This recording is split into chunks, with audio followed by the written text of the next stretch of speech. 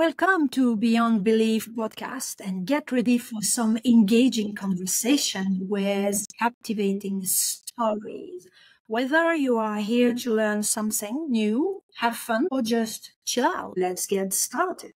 I'm Sabine, your host, and today I have a great guest with me, Sherri Divband. Welcome, Sherri. Oh, thank you so much, Sabine, for having me on your channel today. You're welcome. Before we dive into today's discussion, I'm excited first to announce my spiritual retreat upcoming in Bali from June 16 to 22. Please don't miss it. And another exciting workshop is upcoming. It's animal communication starting on April 20. I have also an upcoming channeling class. You can check everything on my website into the section upcoming events. And back to the popular demands for the second consecutive year. It's our light language attunement class.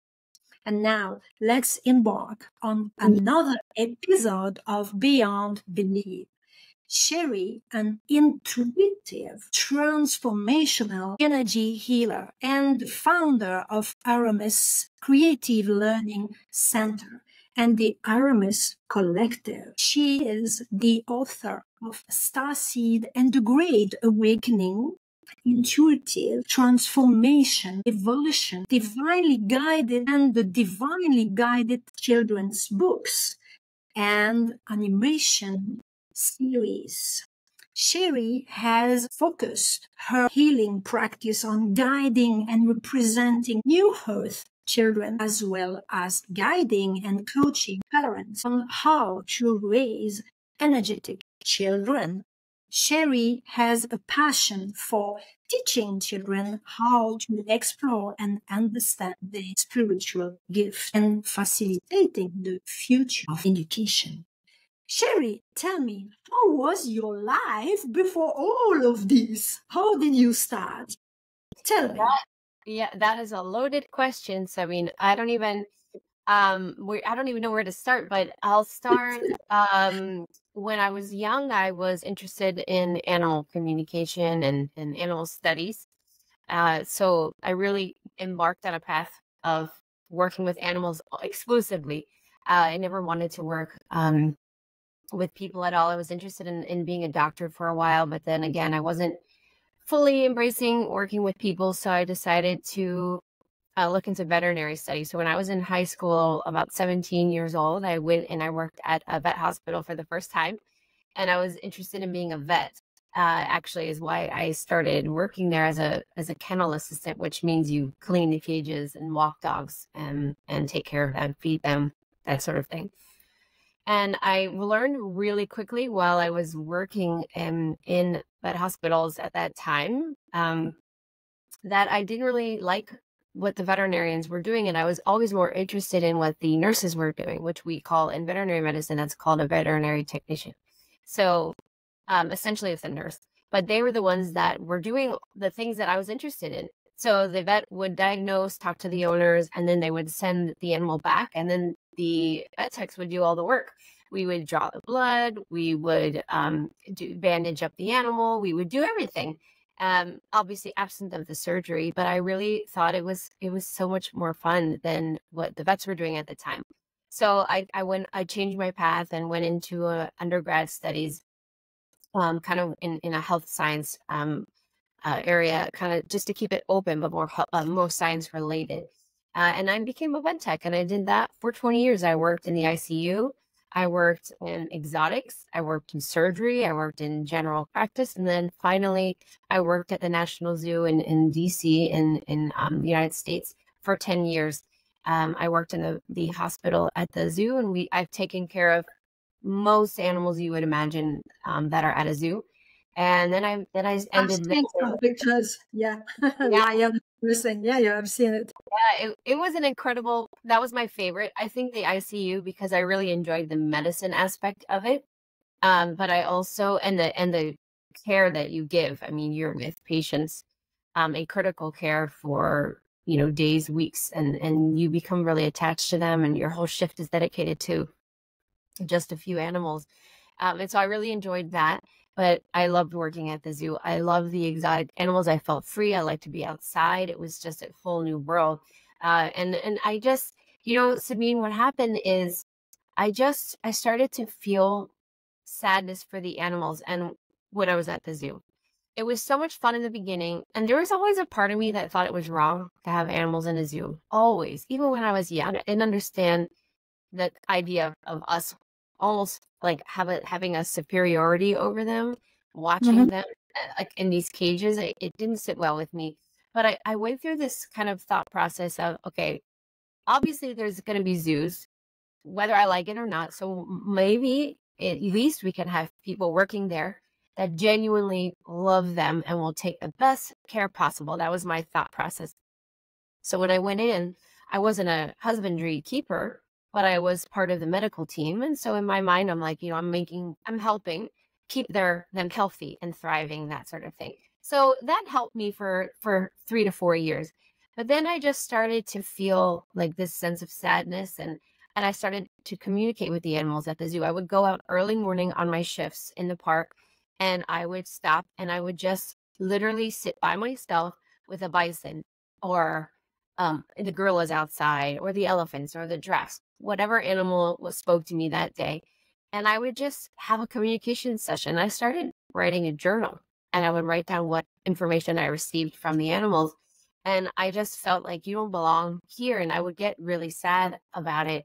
And it was so heavy on my heart that I couldn't work there anymore. So I transitioned out of being, kind of front and center, and I did more program management for conservation. So then I thought, okay, well, I can help in a different way. So I did zoonotic and global health, but also wide scale research and contributions to species survival. And I did some trips with iguanas in Jamaica, elephants, and other animals in Africa. And I did lots of different things. I did some stuff in the States, elephant metronidazole study in Florida. So I did some really cool things. But again, it wasn't feeding my soul. Outside of that, I began working, like starting my own business as an animal communicator, and I took Reiki and energy healing to learn for the animals, not people. So I had my side business going, and I started to go to people's homes, and I would do Reiki and energy healing. I use crystals, sound healing, all sorts of things, and I would communicate with the animal for their family members that were concerned about behavioral issues, their health, a variety of things. Some just wanted to talk to them for fun. And it was good, but it was challenging because I felt like I was constantly saying the same thing to the owner. But they tell me that their anxiety is a reflection of your anxiety. Their digestive issues is because they're pulling in density from your body, and it's causing their health to decline. So, there weren't a lot of people open to hearing that sort of information at that time. And so it wasn't well received. But then it was. So it kind of balanced at some point. But what I discovered through those sessions, and I think that was part of my journey for me to learn myself, to be open to working with people. And it made me realize that people need this more than the animals do. And the animals are really here in this. I'm talking domestic animals now. They come into our reality to be with us, to be our companions. So if that's the case, then we're the ones that really need the guidance. They're here to be our companions and to help us and to give us unconditional love and all of these things. So really I needed to focus my energy more on the people. So I changed my whole entire business, and I started working with adults mainly, and I would do the same thing, but now I'm working with adults and I'm helping them work through their emotions, their traumas. I started doing past life readings on people. I studied hypnotherapy, and I became a master transpersonal hypnotherapist, and I started doing regression therapy on people and helping them recover from their past life traumas to help them understand their traumas in this life and their blocks. And that was a whole eye opener for me. I went into hypnobirthing, and because I had my own traumas as a mother birthing 3 children of my own, that I always thought there had to be a better way to birth children. And why are there so many traumas? Why is there so much negativity surrounding the birth process?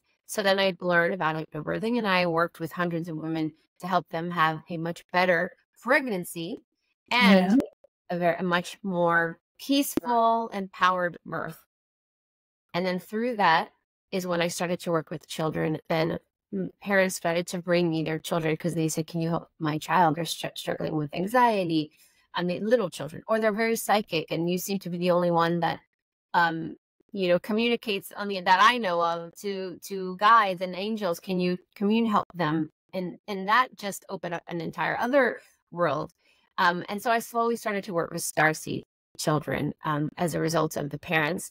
And now, fast forward, a couple decades later, I have the Aramis Creative Learning Center, which is an educational platform to help now teach Starseed children esoteric metaphysical classes, but also just shifting the trajectory of education in general, because there's so much I've discovered throughout my journey of working with adults and children, the corruption involved and the layers of negativity and indoctrination. And I realized that education isn't suitable for the children, it's suitable for those that are controlling this entire humanity for their benefit, to their benefit. So now, majority of the time, I focus on working with children and families, and I have the Aramis Learning Center, which is a virtual platform which teaches classes, but we're working to open up our first in-person center, and hopefully we'll have dozens and dozens of them all over the world, not just in the States, within the next 10 to 15 years. And so I've kind of had an interesting journey stemming from animals, but I think that the animals were for me. They helped me open my heart. They helped me trust. Yeah. They were my friends, my companions, because I connect to animals, and they taught me so much. And I think I needed all of that to prepare myself for what I'm doing now and what I did with people that I would have never been able to do or trust in my knowing and my ability had I not worked with animals first. So, my kids are part of it. We could go into all of that as well. My daughter Aramis, and but that's kind of the overview of how I got there. That's an amazing story. When we look back, like you said, somehow you have been prepared from the beginning to arrive where you are and to finally teach the Starseed children. Because as many people, we start in a very conventional field, like you as a vet, it was very conventional at the beginning. Then you switch to animal communication. And when you say they opened your heart, yes, I understand perfectly well, because it was the same for me coming from a dysfunctional family. My refuge was animal, and it taught me a lot. And that's an amazing and beautiful part. When you were speaking, I was like, wow, wow, wow, wow. It's like you have been guided from day one up to now. But I was speaking about the spirit guide, of course, that were guiding behind. It was like they were going very slowly, giving you the time to learn everything one by one until you are fully ready to embrace completely what you do now. Amazing. Can you tell to my audience, what is Starseed children? Well, Starseed in general, we should start with. First of all, everybody is essentially of the stars. Every single person on the planet that has a soul, anyways. Our souls are fractals of light, and we come from, whatever people believe in, the source, God, Christ consciousness, whatever people want to believe it. It has many names, but essentially we're all from the same source of light in the universe that fractals off into the ego, what we call, which is that one singular essence of light that incarnates infinitely as many times as you want, wherever you want to experience and to gain wisdom. But the beautiful part about that is the wisdom is collective. So all the lives, if you take up all the lives that I've ever had and all the lives you've ever had and all the different planets and all the traumas, but also the beautiful successes and everything in between, is not just for me. It goes within the Akashic records, and every being of the light has the potential to access that. So it's almost like we're all individual parts of an army going out to learn everything possible, everything we can possibly learn, but then it's all inclusive. So we all benefit from the knowledge. That's why I don't believe in competition, because why would I compete with Sabine when whatever she learns, I'll have access to. Whatever I learn, you all have access to. So that's a starseed. The starseed is just the essence of us traveling through time and space, experiencing. What we have here is the third dimension of Earth. So the Earth is a beautiful, vibrant planet, also known as Gaia, also known as Terra, depending on what dimension you're tapping into. And over time, I believe that there's a network of dark players, energies, entities, beings that, for their benefit, trapped a lot of people within the third dimension, which is very limited because our density of consciousness matches the dimension, which is third density consciousness. And when you're in third density consciousness, you are so limited in your senses and your abilities to tap into the Akashic records, to our psychic abilities, to our intuition, to our higher self, to our knowing of everything that we have access to outside in a higher density of consciousness.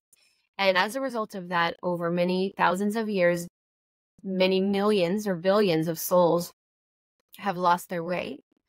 And there have been starseeds, which all that means is ascended beings that come from a higher dimension with a higher density of consciousness, volunteer to come into this 3D to help awaken those around them. And there you can see examples of that in our history, if we look at linear time. Because outside of 3D, there's no such thing as, there's no time matrix. It's all at the same time. But if we look back at the time of Yeshua, that was a starseed. He was a starseed that came in to try to awaken so many people. But we all know what happened, and there wasn't enough people ready for that level of awakening. So starseeds have been coming in for thousands of years, and they have Tesla, for example, Nikola Tesla. So there's a lot of starseeds that come in, but it's not always a successful mission because there was so much 3D interference and there's so much negativity here that's preventing the awakening of everyone else. So the being that comes through it's not always a successful outcome. Now, Dolores Cannon talks about the waves of volunteers, which is another way of describing starseeds that she talks about over the last 100 years that your audience might know of, where the first wave are now in the generation that they are crossing over, and many of them already have. And they tried. There was thousands of them that came in all over the world to awaken. But again, they were met with so much negativity, so much harshness. They were the black sheep of the family. They were the crazy ones, the out-of-the-box thinkers, and they weren't normal compared to the rest of society, so they were outcasted. And a lot of them committed suicide. A lot of them became hermits as a result of the ridicule, and they struggled. They struggled deeply because no one ever believed them, and they really recluse, and it wasn't a happy ending for a majority of the first wave. The second wave is a lot of people watching this that could be anywhere from, in their 30s to their 60s and 70s right now. And they are having more success because the first wavers, even though they didn't believe that they were doing anything, actually, in my opinion, they were the passive wayshowers, meaning they paved the way and created a beautiful foundation so that when the second wave came through, we have had a little bit more success. But we're still the black sheep of the family. We're still a conspiracy theorists. We're still the weirdos in the family, the woo-woos. The weirdo. Right, the weirdo. But at least we have ignited something within the souls of the rest of humanity that are slowly waking up, and we plant the seeds, and now thousands upon thousands of people every day are waking up. Then we have the third wave, which are the children, and even the fourth wave and beyond are the newer groups of children that I feel like I took over. And I'm not saying I'm Dolores Cannon, but I took over in this type of arena after she passed to carry forward the information of the newer waves coming through, and many others. It's not just me. And so we have the newer starseeds that are coming through. Now, these newer starseeds, again, they can be ascendant beings from this universe, but also other universes. They could also be from the indigenous beings of this planet that are from Agartha, that are from Shambhala, that are from inner earth and higher dimensions of this, of beautiful Gaia, like the a much different frequency. So they come in a wavelength where their soul travels into this dimension, way more evolved and in a higher frequency and a higher density of consciousness. So they're the ones activating our DNA. They're the ones regridding the planet. They're the ones that are healing instantly. They are the ones that are affecting humanity in such a profound way just by their presence. They don't even need to communicate. But many of them are struggling because there's this battle going on in our reality with the good versus the bad, because this is a duality reality. However, the duality has been manipulated so that it's really more of a fear matrix and a power matrix. So where the light isn't really allowed to shine like it should. So it's really not duality. But the starseeds coming in now are so much more evolved and so much more advanced and so much more. I'd always say that they're an army of light. So they're armored with so much more potential that they're almost, what's the word I always say? They're almost like indestructible. That's the word. Indestructible. There's another word that I can't think of right now where they Invincible?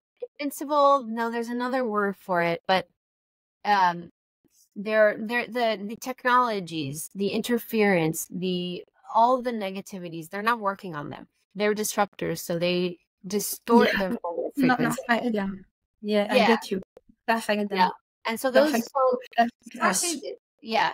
So starseeds in general is such an ambiguous term, and it's evolved in its meaning and so much more as these newer waves of beings coming from Pleiades, Andromeda, Arcturus, Sirius, and many other places, coming from the portal of the sun. I mean, they come from all avenues, and they're really here to awaken humanity to such a degree that we haven't seen before. But the good news is, and how I always gauge my level of validation that the universe, that we are ascending and things are going in a positive direction, is that I've been told time and time again through my sessions with children, they wouldn't come through. That soul, that being would not agree to incarnate unless they knew we were at the point of no return. Like, we are evolving and there's nothing that can stop it. So now they're coming in and they're the anchors. They are the caboose of the train, and they're going to come in and they are going to anchor us into 5D. And so they're much more evolved and they are exceptional beings. And so that's the starseed of today. So there's a variation or a spectrum. Do you mean that they were somehow waiting for the new wave of that starseed coming now until we are not fully awakened? Because I know in the planet they still have people who are not awakened yet, but until sufficient numbers of people would be awakened enough. That's what you mean? Absolutely. So let's just limit it to Dolores Cannon's first wave, excluding hundreds of years ago. That first wave set it up for the second wave, and the second wave has come in with more light and has awakened more people. The third wave came in with more light and is awakening even more people. And now these other waves are able to bring in even more of their light because of all the things that we have done up until this point. So it's altering the frequency of the planet itself. We are re-terraforming. So if we had to put like a random number on it, I think maybe 15, 20 years ago, it had to have been greater than 50% awakened. I think now we are actually higher than that.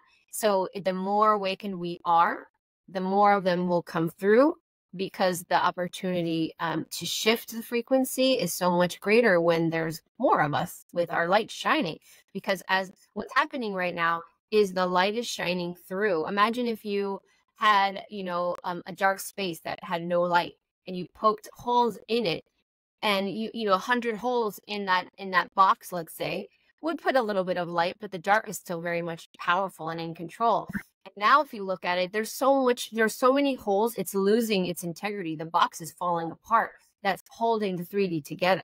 And now the 3D can't sustain itself, because if there's too many awakened people, there's too much bright light that the dark players don't know how to stop it. And that's what I mean by the children are saying we're at the point of no return. The box is breaking down. There's no repairing it. So it's just a matter of time before it collapses, which I believe we are in the process of the collapse right now. And that's how I know that these more advanced super beings are now even coming in that would not have come 5 years ago, 10 years ago, certainly not 50 years ago, because they were waiting, saying, I'm going to watch how this goes. And when the time is right and humanity has reached a level of consciousness that the grid has at the point of no return and it's collapsing, I'll come in and we'll be part of the Wayshowers of the new earth. And I'll help them acclimate to the philosophies and principles that they're utilizing from where they're from, and help rebuild. And so that's there's a lot of layers of starseeds waiting for certain things to occur on the planet before they'll come through. So we have wave after wave after wave that every few years or so more come through when the timing is right. It's all about timing, and it's all about energy and their contribution, their characteristics. What are they bringing to the table? What are they here to do? Determines when they come in. That was my next question regarding the starseed children. For parents who are just discovering this, who wants to have a child today, they have many chances that they get the starseed, obviously, like you explained. But now, maybe some people have already a starseed, but they didn't notice. And I see also in my clients, some are ready to acknowledge they have a starseed child. Some others, I know their child is a starseed. I'm in the field and I can recognize the difference between a child who is a starseed or not. But, I would like that you go deeper in this way, because I'm sure they have many parents, like I have in my clients today, who have a starseed child, and something is missing in them. They are not ready, maybe because it's too difficult for them yet to really acknowledge and accept that. Can you give some specific criteria to recognize a starseed? Because maybe the parents are not ready to see it. The auntie, the brother, the sister could help the parents to notice more things, to really realize, oh yeah, I have a starseed child.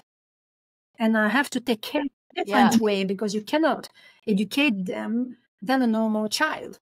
When I say normal child, what is normal today? But I mean, a starseed child must be educated in a certain way, because they are so sensitive, they are so psychic. Can you go deeper on this? Yeah, yes, definitely. There is a spectrum designed based on the frequency that these children come in on and where they're from. So there was a beautiful wave of children that we call crystals that came in, that are right now anywhere from the age of 10 to about 30. And again, that's just a guesstimate. Yeah, sure. It's just a range average, but of course there are pioneers that came in before that are much older, and there are still some coming in, because we still need the frequency that they are coming in on now.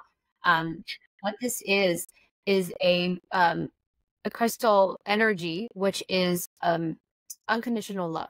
So one of the things that we needed to break down the 3D grid, because it's so harsh and it's so negative, and there is so much fear, so much based on fear, rage, competition, ego, all of these things, that we needed a group of beings to come through on this beautiful energy of love. And not just love how we understand the word love, because love on the spectrum of love in and of itself is quite vast. I mean, it really isn't a way to describe it, because there's so many elements to it. But what they do is they are the most humble, sweet, kind, compassionate, gentle souls. So people who have those type of children they love animals, they love crystals, they don't like confrontation, they're friends with everybody, they don't understand war, they don't understand hate when they see stuff on TV or they see people out in public fighting. It's almost like they have a disconnect. They don't like confrontation, they don't like conflict. They're peacekeepers. They rarely get into any trouble, because they want the parents to like they want to make the life easy for their parents. So you don't have to like they don't need an authoritative dominant type of parent. They're easygoing. They go with the flow. They seem to be pretty neutral with their emotions, meaning like they don't overreact to things. They're not dramatic. Their challenges though are that they are extremely sensitive because they come from a frequency of love. Where they come from, there's no war, there's no hate, there's no fighting, there's no conflict. So they can get overwhelmed if they are in households that there's a lot of fighting. Let's say the parents are getting a divorce or they're around very aggressive children. In general, they're very sensitive. They're so empathic that they take on too much. And they can struggle because they cry very easily. They're super sensitive, and that is their biggest challenge. So for a parent that has a child that I'm talking about, which I have one like this, it's you have to just recognize that their heart is open. So we want to protect that. And you don't need to yell. You don't need to shame them. It's almost like they just need a gentle guide, and they're actually here to teach you. So just like the animals are here to give us unconditional love, they're almost an extension of that energy, where they're in your house to actually help you, to help mother and father heal, to help older siblings heal, aunts and uncles and grandparents. They encourage you to think differently about everyone around you. Why do you hate everybody? Why are you mean? I'm not saying everyone is, but maybe they have parents that are really judgmental, and they're encouraging their parents to, maybe look at them in a different way, through different eyes, through a different perception, that maybe they've been through trauma too, and they need unconditional love and support. So they can be challenging, but they're absolutely beautiful. And I think that it was a wave of throughout humanity to snap us out of the ego and the competition and stop fighting with each other, because a big part of 3D is division. Male versus female, this race versus this race, money, people who have money, people who don't, this religion, this college, everything is about division. Everything in our society is designed for us to be on one side or the other, the political arena. I mean, everything. They want us to hate each other. So the children come in a crystal energy of, hold on, let's reevaluate all of this and let's look at each other through different eyes. Let's come together as a community instead of hate. So that's what the crystals are here for. Then we had a beautiful energy coming after that are now, anywhere from 5 to young 20s. So these are all going to overlap, but they're the star children, and they're the ones that are actually very galactic. Like the crystals, a lot of them are earth beings, higher dimensional earth beings, fairies, in Shambhala, Inner Earth, Agartha network, but then they also can come from Alpha Centauri, Arcturus, like they come from everywhere. But the star beings are more galactic. So they're the ones that are going to be from Andromeda, from the Pleiades, from Orion. They are the left brain, more analytical. They often are labeled with Asperger's, which they don't use that term anymore, but the high functioning autistic. Yep.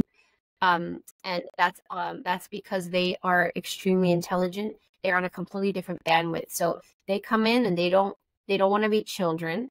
So they're the little children that are adults, like the little, the young man that, you think you're talking to like a 20-year-old, a 30-year-old, and he's 7. Like they're the brainiacs. They like to take things apart, put them back together. They're the thinkers, the analyzers. They're here to examine what's going on here after the crystals open everyone's heart, and they're the ones that ask questions. Why this doesn't work like that. Let me show you how to do it better. They're a little bit more challenging to parent because they're not pleasers. Yes, but they're also not trying to be difficult. They're just trying to show you a different way. Now they're working on their parents in another way, where they're not trying to heal you like the crystal. They're here to, snap you out of the programming and say, this isn't working correctly. Let me help you. So they're going to be the engineers and the architects of the new world. They're very galactic, meaning they're bringing in information, technology, and knowledge from their home star system that they come from. And they are going to work in technology. They'll work in frequency and healing medicine. So they come in and they do a lot of different things. They're highly psychic, but they're not like typical children. They may not get along with other children. They may not want to play with children at all. They want to be with the adults. They don't have time to play with toys. They want to play with the vacuum and take it apart. So they can be challenging. You know, they're the generation of, they won't accept no as the answer anymore. It's, but why? They want to think. They want to have a conversation. They want to have a dialogue, so that, and once they understand it, then they might be like, oh, that makes sense. Okay, and they run off and they accept it, or they're like, no, like, no, that's not right. This is better. But so the parents can perceive them as, you know, they're being difficult or bratty, but they're not meant to come across as bratty. But again, imagine a very evolved, very highly intelligent engineer from Andromeda coming here trying to be a human child at 5 years old. Finally. And it's like, I don't like this body. I don't like this brain. Like, it's too limited. I don't like the words they're using here. It's not explaining what I want to say properly. No one respects me here. They look down at me. They keep calling me a child. So they don't like being put down. So they can have their challenges in, you know, in just their personality.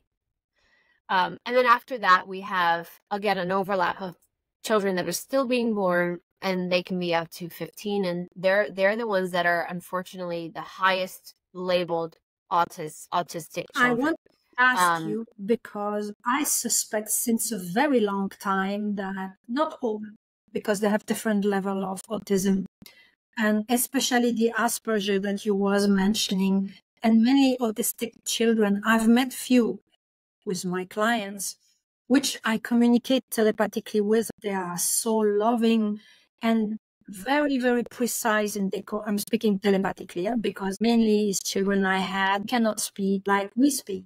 Right. But I've noticed they came through, and the parents are trying their best, but they are running behind because they cannot comprehend yet that the child is highly telepathic and can do many, many things that we can't. Then because we are limited, we think, if I was looking at the child that has brought to me through my client and many others that I saw, if I was looking at them as a human, but not the healer, not the telepathic being I am, I would not be able to understand what is really going on. And we have seen a tremendous change after that session, because when I was communicating telepathically, I understood that that soul is much more evolved than anyone else. And I would like you, because that was my next question, I really suspect that not all, but many, many autistic child are the one you mentioned. And we just underestimate them, and we don't give them a place where they need to be. And if, for my personal opinion, if everyone could communicate telepathically, they would have their space. You get what I mean? That would be an amazing thing. I want you to go deeper and demystify this, because in this region, we have a lot of autistic children, and not everyone had the right guidance or the right information. I mean, I'm speaking on the spiritual way. And most of the time they are struggling. And when they are sent to me, the child is already 10, 12, 15 years old. And they struggled for years. And it's really difficult for them. You get the point? Because they have not been guided or misinformed, or just going, because we have been all programmed, going into the medicine only. The medicine cannot understand this because it's telepathic. Exactly, yeah. There's a huge misdiagnosis going around, which is why I speak publicly about disconnecting from labels, because I believe that the label of autism is a category created by the 3D, by the medical and pharmaceutical companies, to place the children that are the unknown category of what is this, that we've never seen it. And instead of illuminating and really giving it the potential that they have, they limit them by placing them in a shelf or a category, and now it's limitations. It's something is wrong. We need to fix them. They don't fit into society, and a lot of our society is built upon certain norms, like you just mentioned. What's normal? There are normals in 3D, and people have to abide by those normals in order to fit in. And that's why a lot of starseeds don't fit in, because we're like, no, I don't want to do what everyone else is doing. I don't follow that. I don't believe in that. And if you're not in the lines of normal, then you're an outcast. And so when you take children, when you have children that are exhibiting characteristics and signs that society is looking at as limitations or not normal because it's not what they can't control it, then they have to usher them all together in another line of, okay, now this is an unknown and uncontrollable line.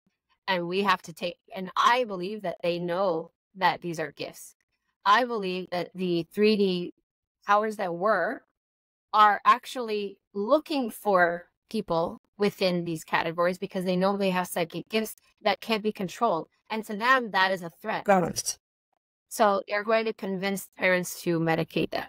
Because when you medicate them, and I'm not a doctor, so I'm not telling anyone, I'm not giving any medical advice, but when you give them medication to help with hyperactivity, for example, which is just a multi-dimensional, beautiful being that can do many things at the same time, and they instantly manifest, and they're bored in school and they can't sit still because our bodies are not meant to sit in chairs for 6 hours a day under fluorescent lighting while we're lectured by a teacher. These children should be outside, running around, connecting with nature, learning how to do things in real time that actually matter. And so you would never see a child out in nature and say they're hyperactive, because they're just being one with nature. They're thriving in that environment. But when you put them in a box and a desk and a chair and the fluorescent lighting, out disconnected from nature, and one person, one focal point in front of them, and say you have to listen all day and not speak until you're spoken to, and and they're through repetition, they're telling them every single day what to know, what to learn, and memorize and regurgitate and repeat and test. It's all about programming, and that's what they want. That's what they can control. That's how they keep us controlled. But when we have these beautiful beings that are labeled autistic, that can't sit still, that prefer to be nonverbal, because when I communicate, many of my clients are nonverbal. Many of the children are nonverbal, and they choose not to speak. They choose not to speak for many reasons. Yeah. One, they don't want to speak because they are here to teach telepathy, so they are nonverbal for a reason. They are trying to encourage humanity to connect energetically and to communicate telepathically, because that's how our brothers and sisters galactically communicate. Most of them are telepathic. Some of them will use light language, which is a much more profound way to communicate, where you don't separate words. When you separate words, you can control the narrative. But when you have a flow of energy or a harmony, you can't misinterpret. It's a beautiful download of you and I communicating with a clicking sound or a melody. That's pure communication. And then telepathic communication is me to you. You can't misinterpret. Like, there's no way. But they don't want us to be able to do that, so they use words. And the children are not going to use words in our vocabulary because there are, and this might make people uncomfortable, but there are demonic meanings behind them, and they can summon dark forces, and they are spells. And the way we use our words, the root meaning of a lot of the words are actually very negative. Yeah. So it keeps us we don't realize, as we speak all the time and we say all of these key words, they're actually lowering our vibration and keeping us suppressed. So children won't speak because they're like, I'm not going to participate in this. This is like, I'm helping you. I'm not participating. So they are encouraging telepathy, but they also refuse to use our words because they know that it actually will lower their vibration. When you have an autistic child that is severe on the spectrum, meaning not only are they nonverbal, they can walk, and some of them have feeding tubes, some of them have seizures, some of them are and need to be cared for full time. Those are actual star beings that don't want to be connected to the 3D at all. So they will integrate just enough into the body to keep it alive, but they're still very dissociated. so that they don't become trapped or limited by the 3D or get anchored into the 3D or the body. So they're just tethered, and their higher self is communicating through the body, but it's limited. So that's why they're not going to waste their energy on using their muscles to eat or to walk or to speak, because they're just keeping the body. They're just keeping the body alive enough, but really their purpose is to influence indirectly through energy of their parents, those around them. They are healing, they are doing grid work. So there's a lot of different reasons for the spectrum of autism, but really it's spiritual gifts. These children are highly psychic. They are telepathic. They see, I asked a child one time why they don't look at people in the eyes. And the child told me, well, I can see demons around them. I can see their soul, and it scares me.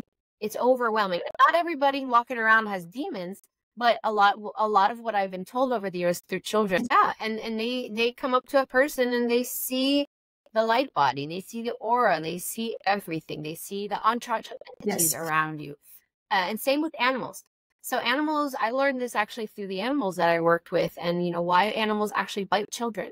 Why do animals act the way they do? Why do they like some people? Why do they don't like some people? So it's all energy. They're reading the energy, and sometimes it can be scary and scattered.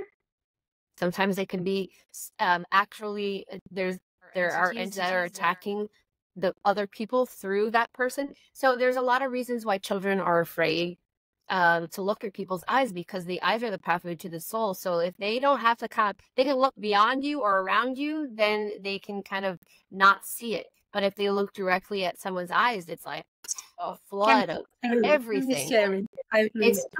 It's scary and overwhelming. That's why they hide behind mom and dad a lot of times, because they're like, this person's too much. It's too scary. So that's another reason why they won't limit. So, the children of today are intuitive.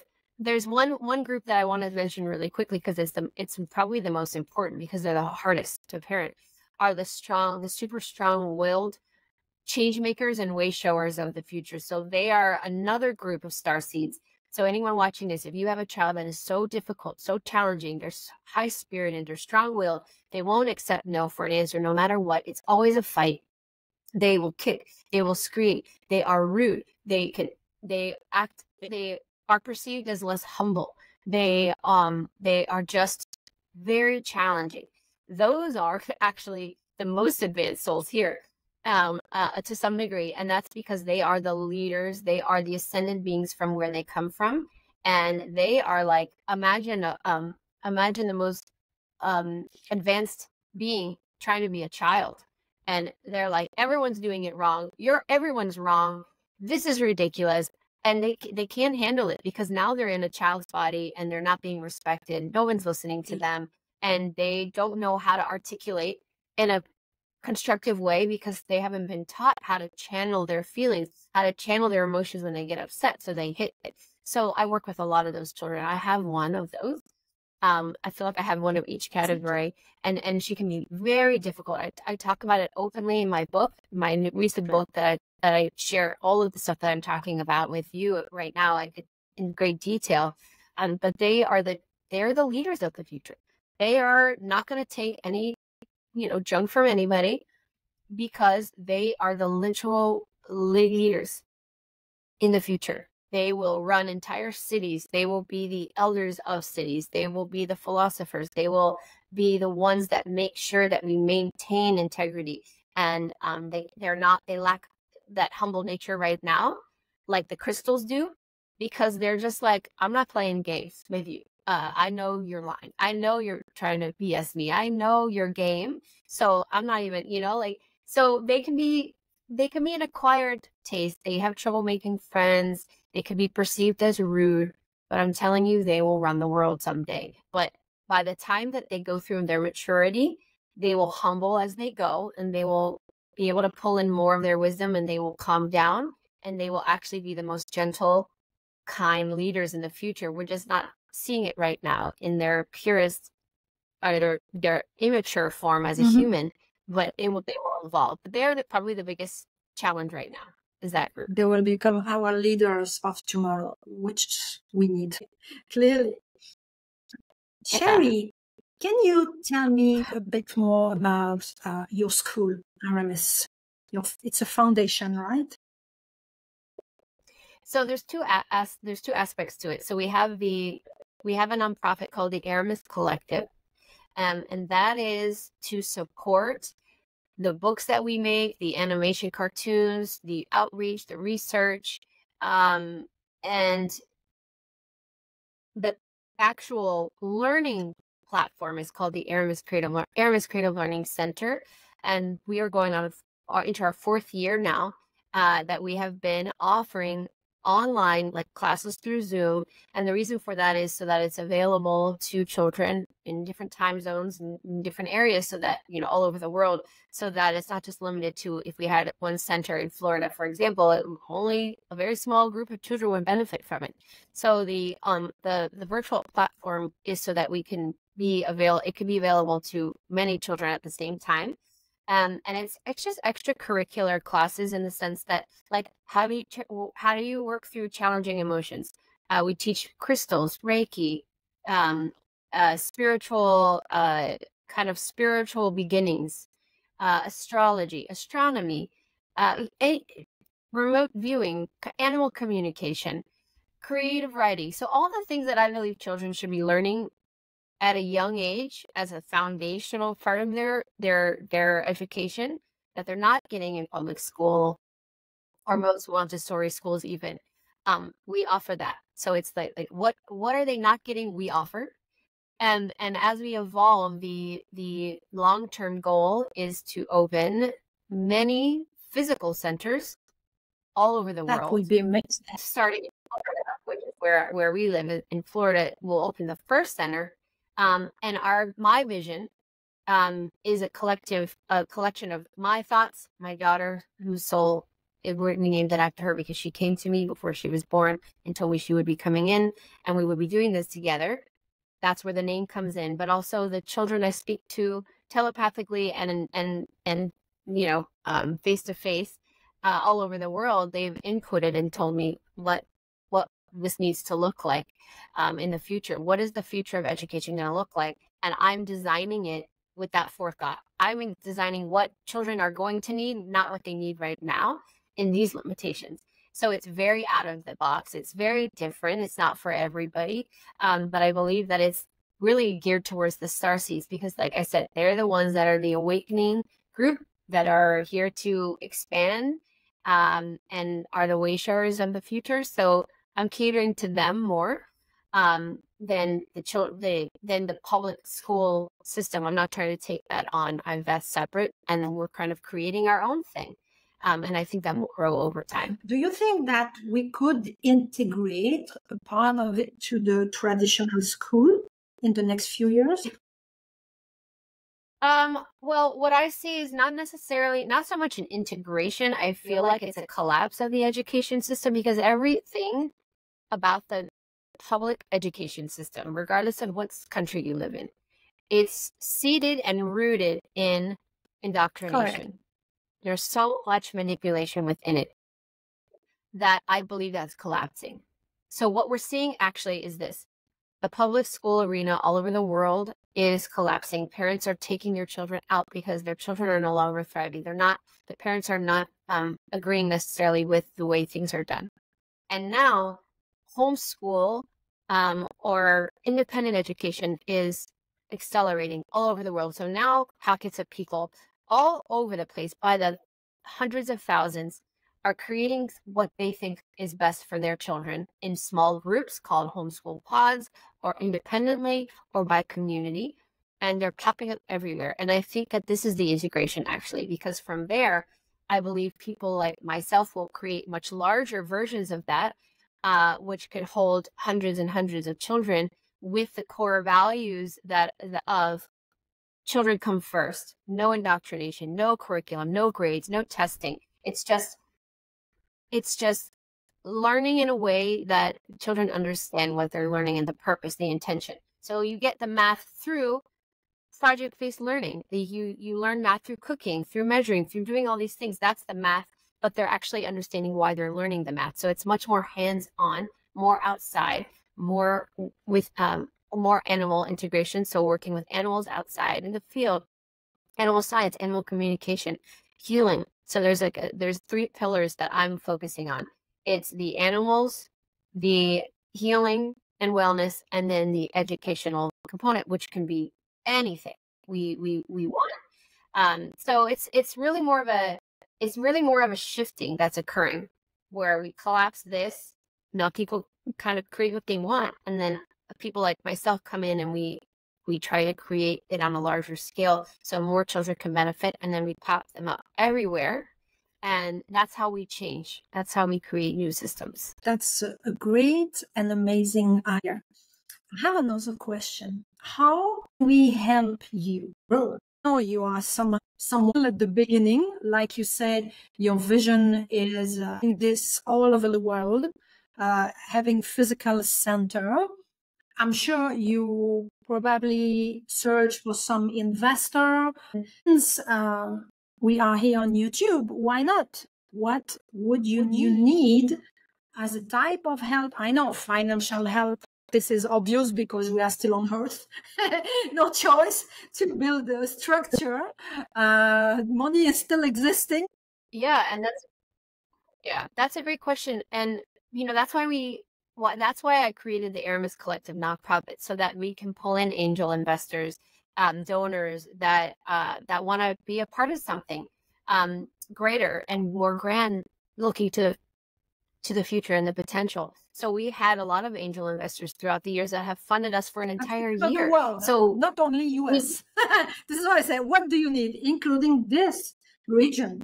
Well, yeah, our angel investor was from Australia, so I got a beautiful connection with a woman in Australia that helped us for over a year.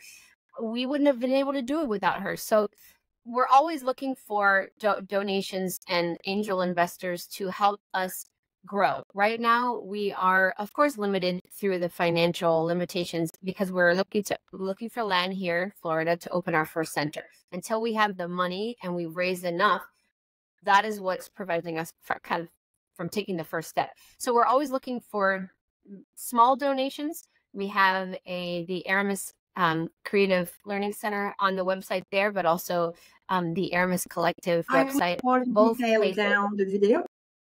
Yeah, there's an option to donate. And those donations go into the overall pot of, okay, what can we do with this? How can we move this forward? Whether it's in a small way of creating more books, more animation, supporting the teachers, paying all the business expenses, everything that goes along with that. Or when we get the angel investors and the larger donations, that goes to, okay, building the first school. So there's 2 ways people can help. One, of course, financially. If somebody watching this, they have a little bit of money to support, or they have large amounts of money that they would like to be an angel investor, of course, then the sooner we will be able to open our first center. And from there, the second, the third, and an infinite potential, right? But the other thing is, for those that don't have money and they're like, I love your vision, how can I help? The other way is through spreading the word, sharing the videos, looking into what we're doing. Go on my channel and look at my YouTube channel and share the information, because the more people that understand everything that I just mentioned today about their children and where we are going in the future and the need for alternative platforms, the more we can awaken even more parents that maybe don't even know yet. And so it's all about awakening humanity. So the more people that are awakened and in tune to this, we can actually manifest it much faster. And it doesn't always have to be through money. It's just awakening more people and alerting them to the potential that is there. So there's the financial help, of course, that assistance, but also in a grander scale, it's just sharing. And if you know that there's somebody that could resonate with this, share it, because the more you know, right? And that's how we awaken as a community globally, is through sharing knowledge. And that is the best way to do anything right now. To expand anything is through community awareness and sharing information. Great, thank you. To share. Yeah. That's what we do now. Clearly. Do you need, not now, I'm sure, because you didn't open the first center, right? You are in process of opening the first physical, I'm speaking, not online. Yeah, we have not opened the first center yet, but we have the online school and we have mentors. We call the teachers mentors. We have many mentors working with us to offer the classes. So we have the kind of the online platform only. My question regarding the future, let's say in 2 years you have found all the finance you need to open many centers in the world. In every country, we have a center. What type of people do you require? I'm sure if someone wants to work with you, let's say you open 20,000 center in Europe and blah, blah, blah, whatever, you will need more people. I'm speaking about the future and I'm fully on. You know me. When I have an idea, it's fully on.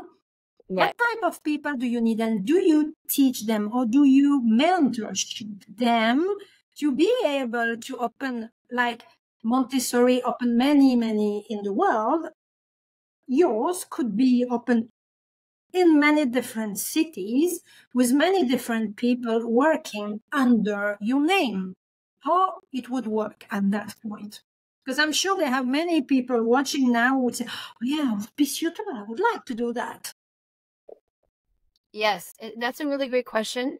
I think it's evolving as we go because, it's kind of like trying to focus on the 5-year plan when we're still in the first, and we're trying to really narrow down our energy and focus on, okay, let's just get the first one off the ground because I think we're going to learn a lot from that.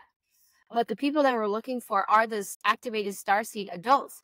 Because the adults they're very important. We are important part of this. It's not just the children. We need the adults to teach. Right. We need the adults to mentor. We need the adults to come in and to be part of the animal healing part of it, or the medical and healing part of it. So there's lots of different avenues that people will be able to get involved, and through volunteers, all sorts of things. So I think that is the starseeds that are awakened or are awakening right now all over the world. Like, we need you on board. We need you to help facilitate this on a grander scale by sharing, by being open to it. Where I see it going in the future, I'm very reluctant to what we would call franchise, because I have a very specific mission and a very specific vision. And I worry that to maintain the integrity of the Aramis name, I would be reluctant to franchise in the future, meaning just sell people our platform and say open it, because that's my name. And I have a lot of integrity on what we're doing, and I need to make sure that it's represented appropriately. So I think that we'll probably, at least in the first 15, 20 years, it will just be our intimate group running the ones that we have. But it's not that we're trying to limit others. I always tell people, because I get emails all the time, how can I open one? And I want to limit that right now because I don't have the time to respond to thousands of people. I mean, I get so many emails, and I think it's beautiful. What I always try to tell people is, I don't have a curriculum to sell you yet. I can't tell you what to do yet because we're still in the process of doing. So what I recommend to people is, if you are inspired by what we're doing, then what I recommend is, depending on where you live, because the laws are different everywhere and people's potentials are different based on where you live. So look at where you live. What is the potential? What are you allowed to do? And what is it that you want for your children? And look and try to find like-minded people in your area through different avenues that you have the potential to do that with. Community meetups, if Facebook groups are a great way to find people that are like-minded, and decide what you need in your community. Because the thing about Aramis and why I don't want to franchise is, if I open one in Ireland, for example, or Dubai or Canada, are they going to look the same?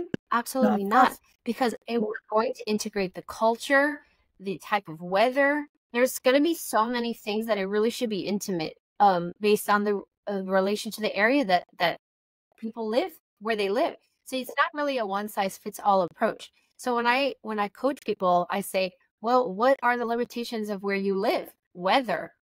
What kind of demographics are we working with?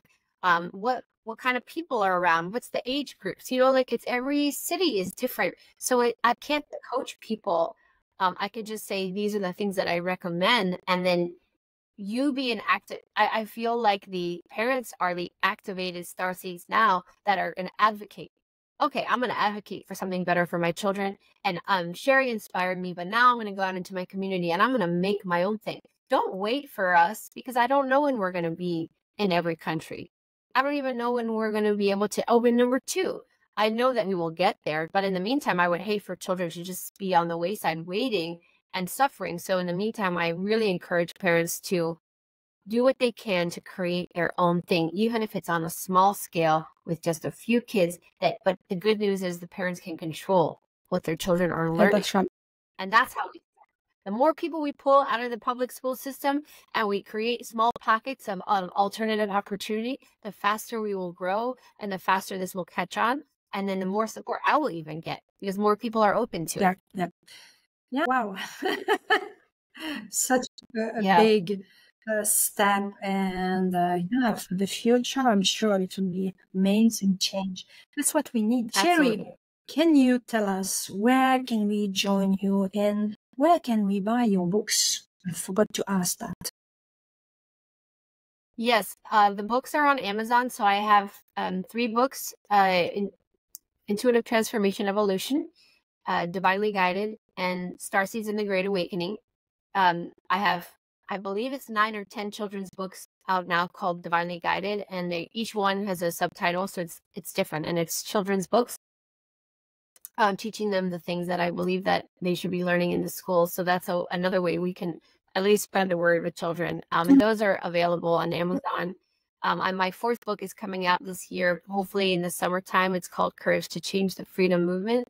That is kind of a part 2 to the Starseeds and the Great Awakening. My main website is sherridivband.com. So if people want to schedule sessions with me for themselves and their children, that's the best place to do it. But I also have aramiscreativelearning.com, which is the classes. So if you're looking at classes for your children or looking to learn more, that's that website. And then we have the aramiscollective.com, which is the nonprofit. I also have a YouTube channel under my name where I do various videos as much as possible with a variety of topics that I talk about, and you learn a lot of info there as well. Yes, I confirm. Okay. Detail under the video, including the links to the books where you can find it. Sherri, do you have a last word or wish for the audience? Well, I just want to thank everybody for taking the time to watch this. I think that if you're wondering, if you're a starseed, if you're watching this, you are, because that's the number 1 question I get. I said, you don't need to have a session with me to know if you're a starseed. You are starseed if you're asking the question. That means you're activating. That means you're awakening and you're expanding and your density is shifting, which is a beautiful thing. So don't be afraid of it. Just embrace it. And don't live in fear. Just look to the future in the way that you think is in alignment with your highest good and humanity's highest good. And if everybody projects just that thought without necessarily knowing all the details, but saying, I want something more, and I am activating my sovereignty, and I am an empowered, beautiful being of light, and I do not consent to 3D interference or anything that's not serving my highest good or my family's highest good. And that's how we move forward together as a collective. And the more of us that do that, there's no limit to how fast and what we can do together as a community. So that's my biggest recommendation. Thank you so much. And thanks everyone for watching this video. Please don't forget to comment, like, and subscribe. I especially enjoy hearing what people think when their questions are in future videos, ideas. So please make a comment. I like to answer every comment, every question you would have regarding this video or any others. Much love, everyone. Bye-bye. Thank you. Bye.